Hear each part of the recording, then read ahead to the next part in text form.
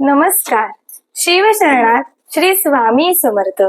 मी नेहा तेजस जंगम तुमचं पुन्हा एकदा वेदांत वास्तू आणि ज्योतिष मध्ये स्वागत करते. आतापर्यंतच्या व्हिडिओ तुम्ही बघत आलाच असाल. आजही आम्ही तुमच्या समोर एका प्रेक्षकांचा प्रश्नच घेऊन येत आहोत. आज आपण एका प्रेक्षकांच्या प्रश्नाला उत्तर करणार आहोत. तर आज असा प्रश्न आपल्या समोर आलेला आहे की आतापर्यंत गेल्या व्हिडिओमध्ये तुम्ही बघितलंच असेल की आपण लिव्हिंग एरियामध्ये एंटर केलं होतं. एकंदरीत लिव्हिंग एरिया मधल्या गोष्टी कशा असायला हवेत हे आपण पाहिलं होतं. आता त्या प्रेक्षकांचा सवाल असा आहे की प्रत्येकच ठिकाणी लिव्हिंग एरिया वेगळा, बेडरूम वेगळं, किचन वेगळं असं नसतं. फॉर एक्झाम्पल काका, मुंबई मधलंच घेऊया आपण. मुंबईमध्ये एकाच खोलीमध्ये त्यांचे एकंदरीत वास्तू एकाच खोलीची असते. तर मग त्यांचा सवाल असा आहे की मग एकाच खोलीमध्ये आम्ही तुम्ही सांगितल्याप्रमाणे गोष्टी कशा काय करायच्या, त्यावर आपण आज त्यांना उत्तर देऊया. पहिलं प्रथम सप्रेम शिवशरणात श्री गणेशाय नमः. मी प्रल्हाद सखाराम जंगम वेदांत वास्तूतनच बोलतोय. नेहाने आता मला एक प्रश्न केलेला आहे की वेगवेगळ्या शहरांमध्ये, मोठ्या शहरांमध्ये सगळ्यांनाच का अशी मोठी घरं नसतात, तर त्यांचे एकच रूम म्हणजे त्यांची वास्तू असते. अशा ठिकाणी जर मला कोणी वास्तू कन्सल्टिंगला बोलवलं तर मी तिथे कशी वास्तू करणार, असंच तुझा प्रश्न आहे. कशी वास्तू, त्यांना काय योग्य मार्गदर्शन द्या. तर आपण एक 2 आठवड्यापूर्वी एक व्हिडिओ केला होता, घटबिंब नियम. हो. घटबिंब नियमामध्ये काय असतं की त्या तळ्यातलं पाणी 9 गाडग्यात ठेवलं तर 9 मध्ये 9 चंद्र दिसतात. तो घटबिंब माहितीच आहे तुला. प्रेक्षक हो, तुम्हाला पण माहिती आहे घटबिंब मी मागे सांगितलेलं आहे. जर कोणाच्या लक्षात नसेल तर मागचे व्हिडिओ बघा, त्याच्यातला घटबिंब नियम जर तुम्ही बघितलात तो व्हिडिओ की तुम्हाला कळेल की प्रत्येक इच अँड एव्हरी रूम मध्ये एक वास्तू पुरुष असतो. प्रत्येक रूम मध्ये, म्हणजे टोटल वास्तूचा एक वास्तू पुरुष, त्या इमारतीचा वास्तू पुरुष आणि त्या रूमचा वास्तू पुरुष.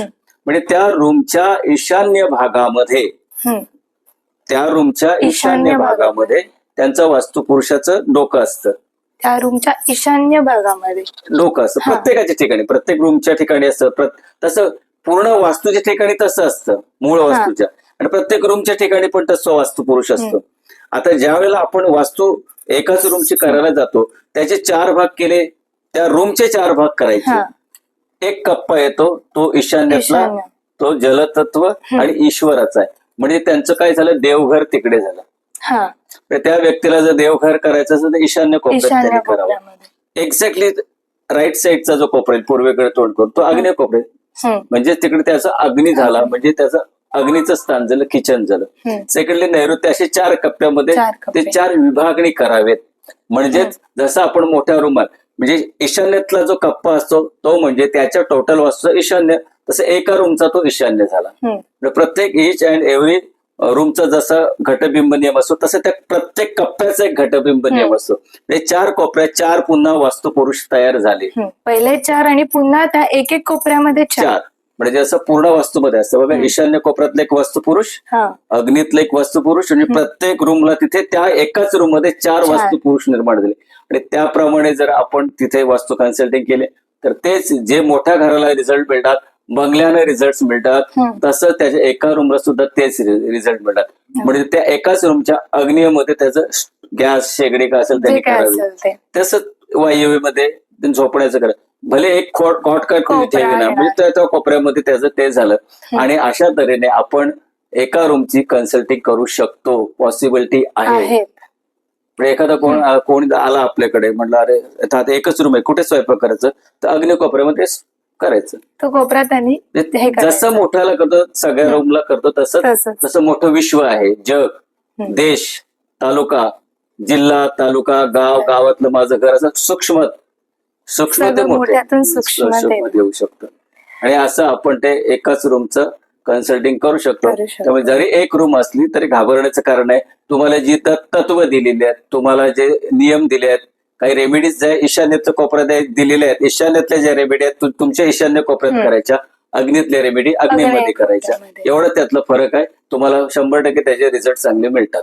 अजून एक प्रश्न मला काका विचारायचा तुम्हाला. आता आतापर्यंत तर आपण वास्तुशास्त्रावरच बोलतोय, वास्तूतले दोष, काही त्यांच्या समस्या प्रेक्षकांच्या त्यावर आपण बोलतोच आहेत.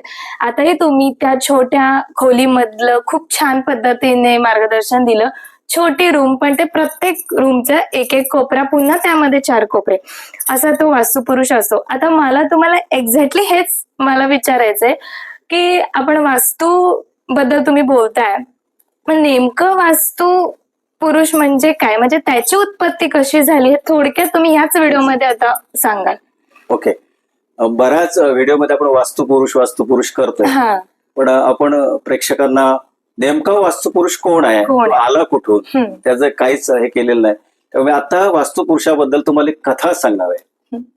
पूर्वीच्या काळामध्ये एक अंधकासूर नावाचा राक्षस होता आणि त्या राक्षसाने हाहाकार माजवला होता आणि तो शमवण्यासाठी त्याचं आणि शिवशंकरांचं, महादेवाचं प्रचंड युद्ध झालं, घनघोर युद्ध झालं.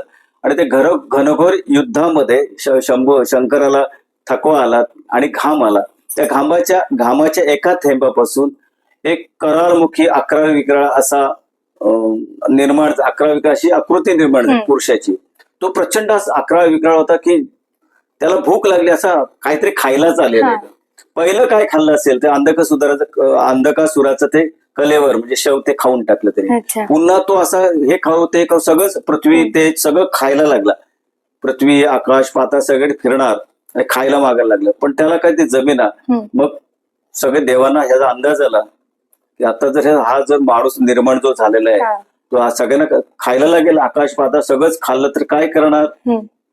त्याला वास्तुपुरुष तिकडे त्याने त्या क्षणी तिकडे शिवशंकरांचीच आराधना मांडली. शंकराने अंधकासुराला मारताना जो घाम गाळला त्याच्यापासून तो पुरुष निर्माण झाला, पण तो प्रचंड भुकेलेला होता आणि तो सगळं खाणार. ही बातमी देवांना आणि दानवांना लागली आणि मग त्या देवांनी आणि दानवांनी एकत्र केलेलं काम म्हणजे वास्तुपुरुषाला मारलं. तो पुरुष निर्माण झाला होता ना त्याला, पण तो मरण्यासाठी त्यांनी शंकरांची उपासना केलेली, साधना केलेली आहे. शंकर त्याला तथास्तु म्हणले होते. त्यामुळे तो प्रचंड ताकदवार होता.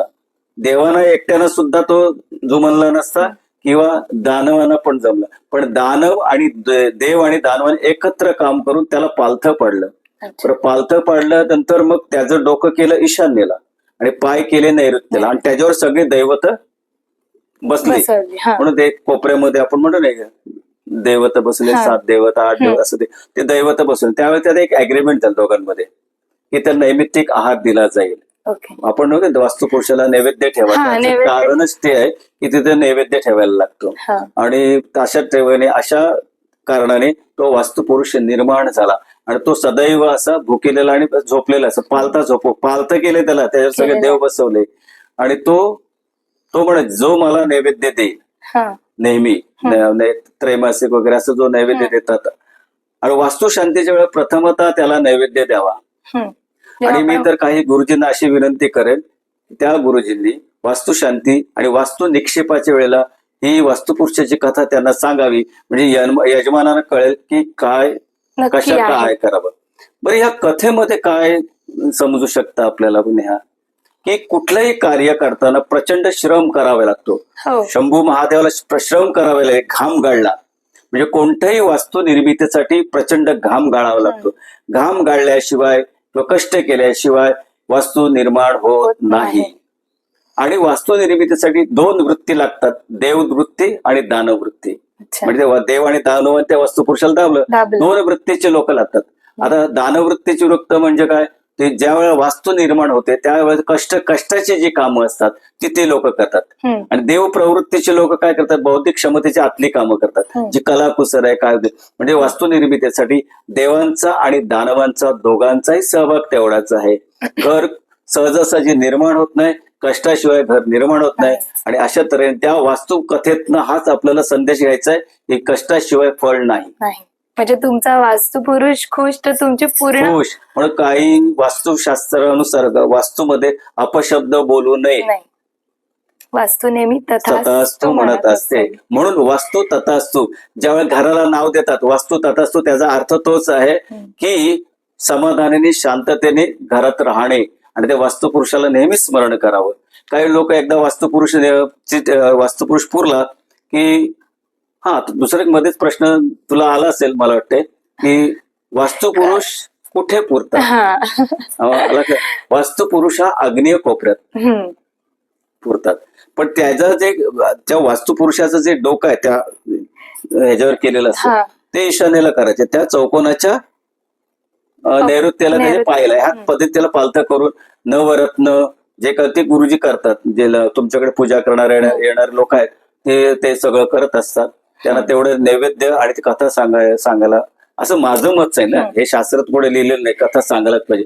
आपण सत्यनारायणाची पण समजतं की नक्की काय त्याच्या मागचा बोध पूजा आहे. करताना कथा सांगतो, कोणत्याही पूजा करताना कथा सांगतो, मग त्याचे कारण सांगायला पाहिजे. नाही बरोबरच आहे. कथा फक्त त्याला पालतं का पडलं तर सगळं ग्रास करणार खाणार आहे तर खाणार नको. आपल्याला समाधानी घर पाहिजे, समाधान असेल म्हणून तो आज तथास्तु म्हणतो. म्हणून ज्या घरामध्ये वास्तू तथास्तु म्हणतात त्यांच्या घरातली वास्तू शुद्ध शांत आहे असं आपलं त्याचं गरज आहे. आणि आपणही तेवढं शांत छान घरामध्ये बोललं गेलं पाहिजे. खूप छान काकांनी आपल्याला कथा सांगितली. त्या कथेतला बोध सुद्धा आपल्याला खूप छान पद्धतीने समजून सांगितला. तुम्हाला नक्कीच आवडेल आमचा आजचा एकंदरीत संवाद. तर पुढच्या व्हिडिओमध्ये सुद्धा आपण आता वास्तू बद्दल आपण बोललेलोच आहोत. आता थोडंसं दिशांवर पण मला विचारायचंय काका.